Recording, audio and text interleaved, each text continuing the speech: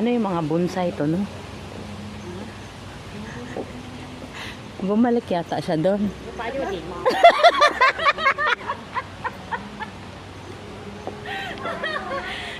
Nagtago-taguan kami. Yung tinaguan namin, nakasilip pala, pasaway. Ang itsura na tinaguan namin, yung pala. I heard you talking. Nakasilip. Ang ingay ko kasi talaga pala. I heard what you're talking.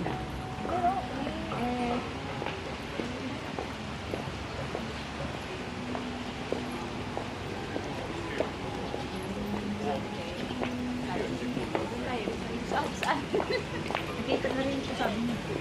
Kung tayo. Pares lang yung daanan, natakot naman si Joyce.